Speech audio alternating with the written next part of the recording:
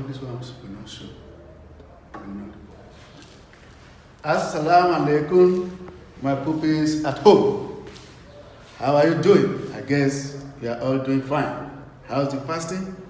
I know some of you already are replying me, saying fine, uncle, fine. Thank you very much. Today is 4th of May, 2020, and we have Vocational Studies, Lesson 2. Remember? Of course, remember the name of our school. That is in Sheikh Abubakar Gumi Academy. Right? I guess I'm talking to grade 5 pupils here, because this lesson and the topic is for grade 5 pupils. Thank you very much. And the topic here before us is procedures for rearing farm animals. Procedures for rearing farm animals. Procedure simply means the step-by-step processes of rearing farm animals. All right? Now, when rearing farm animals, there are a lot of things we have to take into consideration, and there are a lot of steps that we have to follow. We don't just start rearing animals without following some due processes. Right? Number one process, or you call it procedure, is housing. Number one step is housing. Farmers will construct a house where the farm animals are kept, or where the animals are kept. It is very important. That is number one thing. Before you start rearing animals, the house must be set.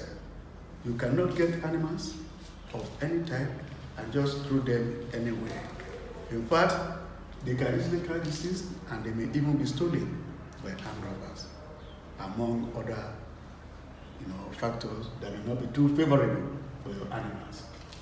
Where do we keep these animals? That is the farm animals that we keep. Remember, some of the examples of these farm animals are goat, cattle, and then sheep. We have so many other farm animals, like fowl. We'll talk about poultry. Fowl of different types are equally kept. But where do we keep them in our farm? Number one, why do we keep these animals in our farm? And at the same time, why do we construct or erect houses where they live? Why? Number one, we do that to protect the animals from harsh weather. That is, we construct houses or we build houses for them in order to protect them from harsh weather. Remember, just as too much sun or rain is not good for human beings, so also animals don't equally like too much sun or excessive rain. We equally construct houses or house for them in order to protect them from diseases. If your animals are properly kept, properly taken care of in their house or pen, as the case may be, they will not be infected with any kind of disease. That is why it is very important for us to construct house for our farm animals. Again, and very importantly, to protect them from being stolen, we equally provide houses or house for our animal. It depends on the number of animals you have. We protect them from being stolen by armed robbers. A lot of people go about, especially in the night, to look for mature goat or mature hen to steal. And they either sell these hens or goat in the market to make money, or for their own consumption, they slaughter, cook, and eat. So in order to prevent your animals from being stolen, you need to construct house, and it is called housing for them. All right? Another very important step, which is the second thing, after constructing house for your farm animals, you need to provide them with what we call rearing equipment.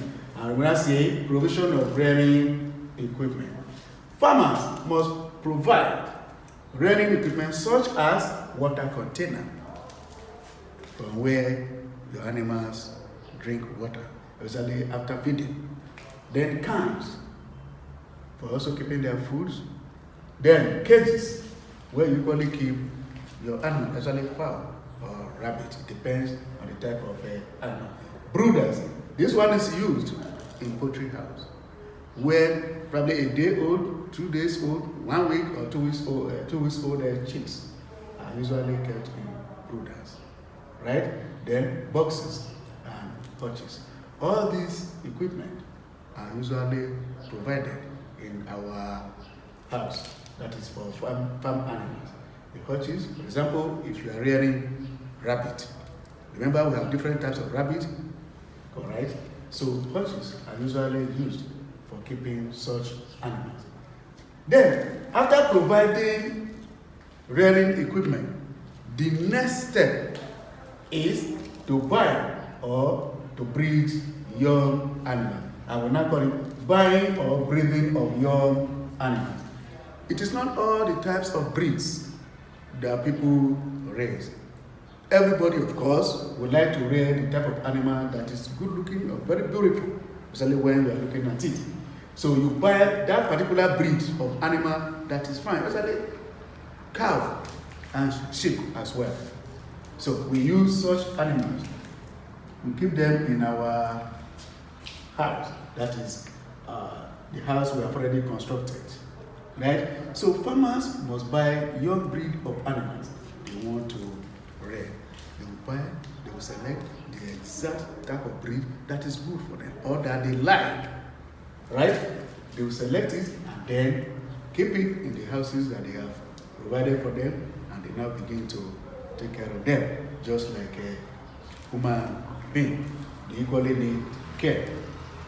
Then, after buying the exact type of breed of animal, that type of animal you want to rear, the next thing now is to also provide them with good ration.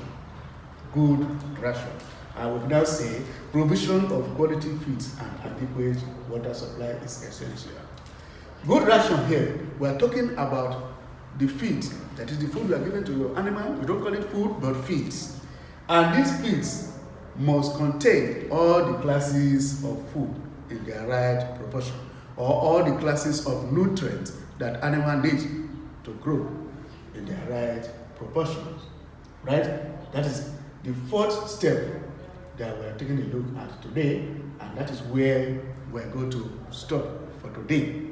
We still have many more steps, but in our next class, we will discuss other steps.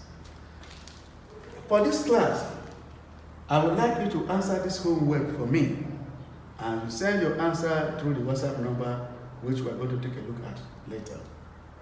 State 3 reasons for housing farm animals. Why do we keep farm animals? I guess many of you will be saying it now in your mind, because we have talked about the 3 reasons why we keep farm animals. They are here on the board, and we have talked about them.